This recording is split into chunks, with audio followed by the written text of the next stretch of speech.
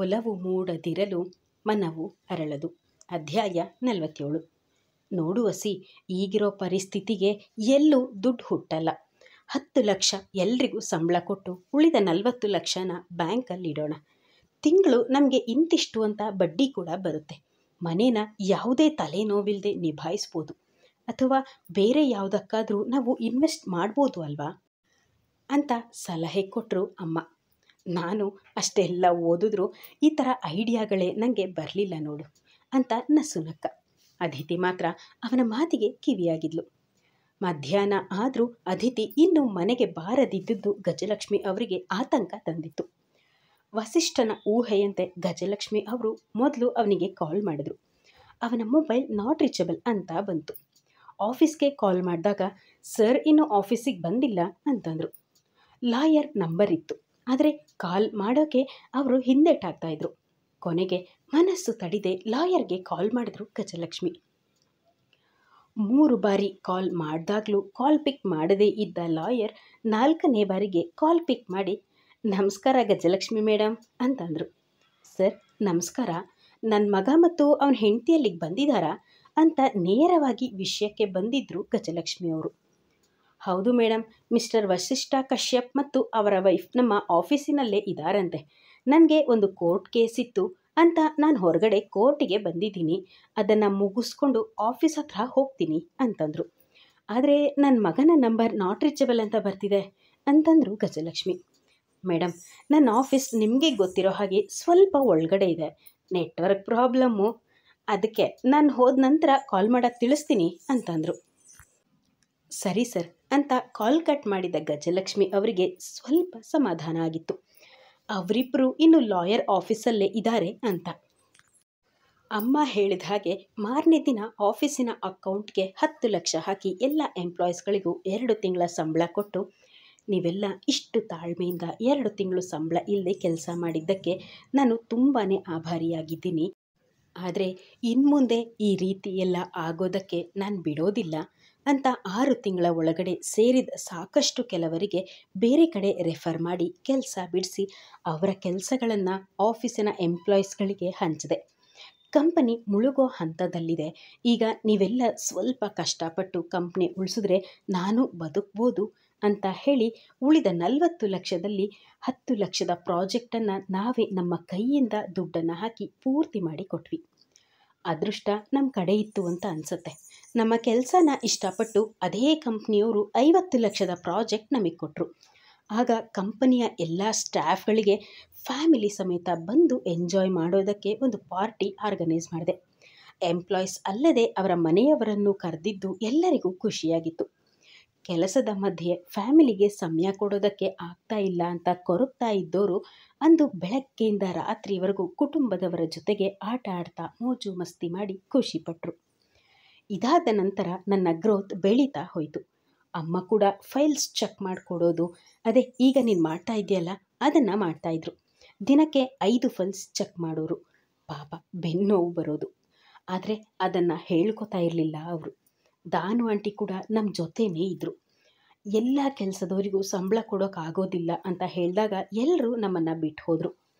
ಆದರೆ ದಾನು ಆಂಟಿ ಮಾತ್ರ, ನನಗೆ ಹಿಂದೆ ಮುಂದೆ ಯಾರೂ ಇಲ್ಲಪ್ಪ, ನಿಮ್ಮ ಮನೆಯಲ್ಲಿ ಇರೋಕ್ಕೆ ಜಾಗ ಕೊಟ್ಟರೆ ಸಾಕು, ನೀವು ತಿನ್ನೋದ್ರಲ್ಲೇ ಒಂದು ತುತ್ತು ಕೊಡಿ ಸಾಕು ಅಂತ ಹೇಳಿದವರು ಸಂಬಳ ಏನು ಬೇಡ ಅಂತ ಕೂಡ ಹೇಳಿದರು. ಆಗಿಂದ ಅವರು ಕೂಡ ನಮ್ಮಲ್ಲಿ ಒಬ್ಬರು. ನನಗೆ ಅಮ್ಮನ ಕೆಲಸ ಬಿಟ್ಟರೆ ಬೇರೆ ಯಾರೂ ಕೂಡ ಫೈಲ್ಸ್ ಚೆಕ್ ಮಾಡೋ ಕೆಲಸ ಇಷ್ಟ ಆಗ್ತಿರಲಿಲ್ಲ. ಈಗೀಗ ನೀನು ಕೂಡ ಅಷ್ಟೇ ಶ್ರದ್ಧೆಯಿಂದ ಕೆಲಸ ಮಾಡ್ತೀಯ, ಅದಕ್ಕೆ ನನಗೆ ನಿನ್ನ ಕೆಲಸ ಇಷ್ಟ ಆಗೋದು. ನೀನು ಕೆಲಸ ಮಾಡಿದೀಯಾ ಅಂತಂದರೆ ಅಲ್ಲಿ ಕರೆಕ್ಷನ್ ಮಾಡೋ ಅವಶ್ಯಕತೆಯೇ ಇರೋದಿಲ್ಲ. ಅಮ್ಮ ಬೆಳಗ್ಗೆಯಿಂದ ಫೈಲ್ಸ್ ಚೆಕ್ ಮಾಡ್ತಾ ಕೂತ್ಕೊಂಡ್ರೆ ಬೆಳಗ್ಗೆ ಎದ್ದಾಗಿಂದ ರಾತ್ರಿ ಮಲ್ಗೋವರೆಗೂ ಎಲ್ಲವನ್ನ ದಾನು ಆಂಟಿನೇ ನೋಡ್ಕೋತಾ ಇದ್ರು. ಆಗಿನ್ನೂ ವಾರುಣಿ ಚಿಕ್ಕವಳು. ಒಂಥರ ಅವರು ವಾರುಣಿಗೆ 2ನೇ ತಾಯಿ ಇದ್ದ ಹಾಗೆ. ಅವರು ಅಪ್ಪ ಇದ್ದಾಗಿಂದಲೂ ಇದ್ದಾರೆ ನಮ್ಮ ಮನೆಯಲ್ಲಿ. ನೀನು ನಂಬಲ್ಲ ಅದಿತಿ, ಮೊದಲಿಗೆ ಆಫೀಸಿಗೆ ಹೋದಾಗ ಪಾಪ ಆಫೀಸ್ ಬಾಯ್ ಇದ್ದಾನಲ್ಲ, ಅವನು ತನ್ನ ಮನೇನ ನಿಭಾಯಿಸಬೇಕು ಅಂತ ನನ್ನ ಆಫೀಸ್ ಕೂಡ ಬಿಡದೆ ಸಮಯ ಸಿಕ್ಕಾಗೆಲ್ಲ ಸ್ವಿಗ್ಗಿ, ಝೊಮ್ಯಾಟೊ, ಝೆಪ್ಟೋನಲ್ಲೆಲ್ಲ ಕೆಲಸ ಮಾಡಿ ತನ್ನ ಮನೆಯನ್ನು ನೋಡ್ಕೊಂಡಿದ್ದಾನೆ ಅಂತಂದ ವಸಿಷ್ಠ. ಹಾಗಾದರೆ ನಿಮ್ಮ ಅಮ್ಮನ ಒಡವೆಗಳನ್ನು ಬಿಡಿಸ್ಕೊಟ್ರಾ ಸರ್? ಉಳಿದ 30 ಲಕ್ಷವನ್ನು ಏನು ಮಾಡಿದ್ರಿ ಅಂತ ಕೇಳಿದ್ಲು. ಅವಳ ಒಂದು ಕೈಯನ್ನು ತನ್ನ ಕೈಯಲ್ಲಿ ಹಿಡಿದೋನು ತನ್ನೆದೆ ಮೇಲೆ ಇಟ್ಕೊಂಡು 30 ಲಕ್ಷನ ಬ್ಯಾಂಕಲ್ಲಿ ಇಟ್ಟು ಬರೋ ಬಡ್ಡಿ ದುಡ್ಡಿಂದ ಮನೆ ನಿಭಾಯಿಸ್ತಾ ವಾರುಣಿಯ ಸ್ಕೂಲ್ ನೋಡಿಕೊಂಡು ಉಳಿದ ದುಡ್ಡನ್ನು ಮತ್ತೆ ಸೇವಿಂಗ್ಸ್ ಮಾಡ್ತಾ ಇದ್ವಿ. ಕಂಪನಿಯಲ್ಲಿ ಬಂದ ಲಾಭದಲ್ಲಿ ಎಲ್ಲರಿಗೂ ಸಂಬಳ ಕೊಟ್ಟು ಅಲ್ಲಿಯೂ ಸೇವಿಂಗ್ಸ್ ಮಾಡ್ತಾ ಇದ್ವಿ. ಅದೇ ಸೇವಿಂಗ್ಸ್ ನಮಗೆ 2 ತಿಂಗಳ ಆಫೀಸ್ ನಿಭಾಯಿಸುವಷ್ಟು ಹಣ ಆದಾಗ ಅಮ್ಮನ ಒಡವೆಗಳನ್ನು ಬಿಡಿಸ್ಕೊಟ್ಟೆ. ಅಮ್ಮ ತುಂಬಾ ಕಷ್ಟಪಟ್ಟಿದ್ದಾಳೆ. ಇದೇ ಕಾರಣಕ್ಕೆ ನಾನು ಅವರ ಮಾತಿಗೆ ಎಂದೂ ವಿರೋಧ ವ್ಯಕ್ತಪಡಿಸೋದಿಲ್ಲ. ಅದು ಅಲ್ಲದೆ ನನ್ನಮ್ಮ ಒಂಟಿ ಹೆಣ್ಣು ಅಂತ ತಿಳಿದ ದೊಡ್ಡ ದೊಡ್ಡ ಬಿಸ್ನೆಸ್ ಮ್ಯಾನ್ಗಳು ಅವಳ ಬಗ್ಗೆ ತುಂಬ ಕೆಟ್ಟದಾಗಿ ಮಾತಾಡ್ತಾ ಇದ್ರು ಗೊತ್ತಾ. ಅಂಥವರ ಮಧ್ಯೇನೂ ಬೆಳೆದೆ. ಆಗ ನಾನಿನ್ನು ಬಿಸ್ನೆಸ್ ಫೀಲ್ಡ್ನಲ್ಲಿ ಅಂಬೆಗಾಲಿಡೋ ಪುಟ್ಟ ಮಗುವಾಗಿದ್ದೆ. ಆ ದೊಡ್ಡ ದೊಡ್ಡ ಮನುಷ್ಯರೆಲ್ಲರೂ ಪ್ರಾಜೆಕ್ಟ್ ಕೊಡಬಾರ್ದಾಗಿ ಹೆದರಿಸ್ತಾ ಇದ್ರು. ನಿನ್ನ ಅಮ್ಮನನ್ನು ಒಂದು ರಾತ್ರಿಗೆ ನನ್ನ ಹತ್ರ ಕಳಿಸು, ನಿನಗೆ ಕೋಟಿ ಕೋಟಿ ಲಾಭ ಬರೋ ಪ್ರಾಜೆಕ್ಟ್ ಕೊಡಿಸ್ತೀನಿ ಅಂತ ಅಂತಿದ್ರು.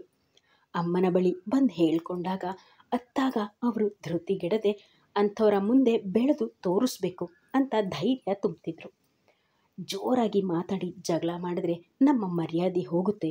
ಅದು ಅಲ್ಲದೆ ಈಗಿನ ಬಿಸ್ನೆಸ್ ಫೀಲ್ಡಲ್ಲಿ ಸುಧಾರಿಸ್ತಾ ಇರೋರು ನಾವು ಅಂತ ಎಲ್ಲವನ್ನ ಹಲ್ಗಚ್ಚಿ ಸಹಿಸಿದ್ದೀನಿ ಅದಿತಿ ಅಂತ ತನ್ನ ಗತ ಜೀವನವನ್ನು ಅವಳ ಮುಂದೆ ಬಿಚ್ಚಿಟ್ಟವನ ಮನ ಇಂದು ನಿರಾಳವಾಗಿತ್ತು. ಅವನ ಜೀವನದ ಕಥೆಯನ್ನು ಕೇಳಿದ ಅದಿತಿ ಕಣ್ಣಲ್ಲಿ ನೀರು ತುಂಬಿತ್ತು. ಹಾಗಾದರೆ ಒಂಟಿ ಹೆಣ್ಣು ಈ ಸಮಾಜದಲ್ಲಿ ಬದುಕೋಕೆ ಸಾಧ್ಯನೇ ಇಲ್ವಾ ಸರ್ ಅಂತ ಬಂದಿತ್ತು ಅವಳಿಂದ ಒಂದು ಪ್ರಶ್ನೆ. ಬಾಳ್ಬೋದು ಅದಿತಿ, ಆದರೆ ಅವಳ ಕುಟುಂಬನೂ ಮುಖ್ಯ ಆಗತ್ತೆ. ಈ ಸಮಾಜದಲ್ಲಿ ಒಂಟಿಯಾಗಿ ಹೆಣ್ಣು ಬಾಳಬೇಕು ಅಂತಂದರೆ ಆ ಹೆಣ್ಣಿಗೆ ಅಧಿಕಾರ ಇರಬೇಕು, ಸ್ಥಿತಿವಂತರಾಗಿರಬೇಕು. ಇಲ್ಲದೇ ಇದ್ದರೆ ಅವಳ ಬ್ಯಾಕ್ಗ್ರೌಂಡ್ ತುಂಬಾ ಸ್ಟ್ರಾಂಗ್ ಆಗಿರಬೇಕು ಅಂತ ಹೇಳ್ದ. ಆದರೆ ಅದಿತಿ ತನಗೆ ಈ ಮಾತುಗಳನ್ನು ಕೇಳಿದ್ದು ಅಂತ ಆ ಕ್ಷಣಕ್ಕೆ ಅವನಿಗೆ ಅರ್ಥ ಆಗಲಿಲ್ಲ. ವಸಿಷ್ಠನ ಕಣ್ಣಲ್ಲಿ ನೀರು ಹರಿತು. ಅದನ್ನು ಒರೆಸಿದ ಅದಿತಿ, ಸರ್, ನೀವು ನಿಜಕ್ಕೂ ಗ್ರೇಟ್ ಸರ್. ಇವತ್ತಿನ ಕಾಲದಲ್ಲಿ ಈ ರೀತಿ ಮಾತಾಡಿದವರ ಹೆಣ್ಮಕ್ಳನ್ನು ಮನೆಯಲ್ಲೇ ಇಟ್ಟು ಮುಚ್ಚಟ್ಟೆಯಾಗಿ ಬೆಳೆಸ್ತಾರೆ. ಅಂಥದ್ರಲ್ಲಿ ನಿಮ್ಮ ತಾಯಿಗೆ ಅವರ ಬಗ್ಗೆಯೇ ಮಾತಾಡಿದಾಗ ಅವರು ತಗ್ಗದೆ ಕುಗ್ಗದೆ ನಿಮಗೆ ಸಾಂತ್ವನ ಹೇಳಿ ಧೈರ್ಯ ನೀಡಿ ಆಫೀಸನ್ನು ಮುಂದೆ ನಡೆಸೋಕೆ ಅಷ್ಟೆಲ್ಲ ಶ್ರಮಪಟ್ಟರು. ಹಾಗೆ ನಿಮಗೆ ಬೆನ್ನೆಲುಬಾಗಿ ನಿಂತಿದ್ರು. ಅದಕ್ಕೆ ಗಜಲಕ್ಷ್ಮಿ ಮೇಡಮ್ ಗ್ರೇಟ್ ಅಂತ ಹೇಳಿತು.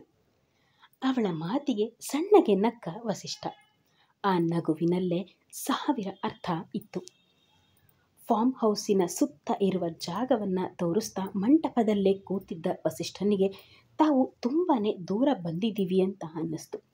ಆದರೂ ಅದಿತಿ ಜೊತೆ ಕಳೆಯುವ ಕ್ಷಣಗಳು ಕೂಡ ಅವನಿಗೆ ಅತಿ ಮುಖ್ಯವಾಗಿತ್ತು. ಯಾಕಂದರೆ ನಾಳೆ ದಿನ ನನ್ನ ಜೀವನದಲ್ಲಿ ಇವಳ ಜೊತೆ ಜೀವನ ನಡೆಸೋಕೆ ಆಗದೆ ಇದ್ದರೂ ಈಗ ಕಳೆಯೋ ನಿಮಿಷಗಳನ್ನು ಸಾಯೋವರೆಗೂ ನೆನಪಿಟ್ಕೋಬೇಕು ಅಂತ ನೆನಪಿನ ಬುತ್ತಿಯನ್ನು ಈಗಿಂದಲೇ ತಯಾರಿ ಮಾಡ್ತಾ ಇದ್ದ ವಸಿಷ್ಠ. ಮೋಡ ಸರಿದು ಕಪ್ಪಾಗಿತ್ತು. ಇನ್ನೇನು ಮಳೆ ಬರೋ ಸೂಚನೆ ಹೊತ್ತಿದ್ದ ಮಳೆರಾಯ. ಸರ್, ಮಳೆ ಬರೋ ಹಾಗಿದೆ, ತುಂಬ ಕತ್ಲಾಗ್ತಾ ಬಂತು, ಬನ್ನಿ ಹೋಗೋಣ ಅಂತ ಹೇಳಿದ್ಲು ಅದಿತಿ. ಸರಿ ನಡಿ ಹೋಗೋಣ ಅಂತ ಅವಳ ಕೈ ಹಿಡ್ಕೊಂಡೇ ಇಬ್ಬರು ನಡ್ಕೊಂಡು ಬರ್ತಾ ಇರೋವಾಗಲೇ ಇದ್ದಕ್ಕಿದ್ದಂತೆ ಜೋರಾಗಿ ಮಳೆ ಬರೋಕ್ಕೆ ಶುರುವಾಯಿತು. ಇಬ್ಬರು ಓಡನಡುಗೆಯಲ್ಲೇ ಬರ್ತಾಯಿದ್ರು. ಇನ್ನೇನು 200 ಮೀಟರ್ ದೂರ ಅಷ್ಟೇ ಇತ್ತು ಮನೆ ಇರೋವಾಗ ಯಾವುದೋ ಕಲ್ಲಿಗೆ ಎಡವಿದ ಅದಿತಿ ಅಲ್ಲೇ ಕುಸಿದು ಕೂತ್ಕೊಂಡ್ಳು. ಅವಳ ಹತ್ತಿರ ಬಂದ ವಸಿಷ್ಠ, ಏನಾಯಿತು ಅದಿತಿ ಅಂತ ಕೇಳ್ದ. ಸರ್, ಎಡುಕೊಂಡೆ, ತುಂಬ ನೋವಾಗ್ತಿದೆ ಅಂತ ಅತ್ಲು. ಆದರೆ ಕಣ್ಣೀರು ಮಳೆಯಲ್ಲಿ ಕರಗ್ತು. ಸರಿ, ಗುಡುಗು ಮಿಂಚು ಬರೋದಕ್ಕೂ ಮೊದಲು ಮನೆ ಒಳಗಡೆ ಹೋಗೋಣ ಅಂತ ಅವಳನ್ನು ತನ್ನ ಬಾಹುಗಳಲ್ಲಿ ಎತ್ಕೊಂಡು ಮನೆಯತ್ತ ನಡೀತಾ ಇದ್ದ ವಸಿಷ್ಠ. ಅವನ ಕೊರಳನ್ನು ಬಳಸಿ ಹಿಡಿದು ಅವನನ್ನೇ ನೋಡುತ್ತಾ ಉಳಿದ್ಲು ಅದಿತಿ. ಇವನು ಗೆಳೆಯನಲ್ಲ, ಗೆಳತಿ ನಾನು ಮೊದಲೇ ಅಲ್ಲ. ಇವನು ಇನಿಯನಲ್ಲ, ತುಂಬ ಸನಿಹ ಬಂದಿಹನಲ್ಲ. ನೋವಿನಲ್ಲೂ ನಗುತಿಹನಲ್ಲ, ಯಾಕೆ ಈ ಥರ? ಜಾಣ ಮನವೇ ಕೇಳು, ಜಾರಬೇಡ ಇವನ ಕಡೆಗೆ. ಯಾಕೆ ನಿನಗೆ ಸಲ್ಲದ ಸಲುಗೆ? ಇರಲಿ ಅಂತರ ಅಂತ ಹಾಡ್ತಾ ಇತ್ತು ಅದಿತಿ ಮನಸ್ಸು. ಕಥೆ ಮುಂದುವರಿಯುತ್ತೆ. ಅಲ್ಲಿವರೆಗೂ ನಿರೀಕ್ಷಿಸಿ. ಒಲವು ಮೂಡದಿರಲು ಮನವು ಅರಳದು. ಧನ್ಯವಾದಗಳು.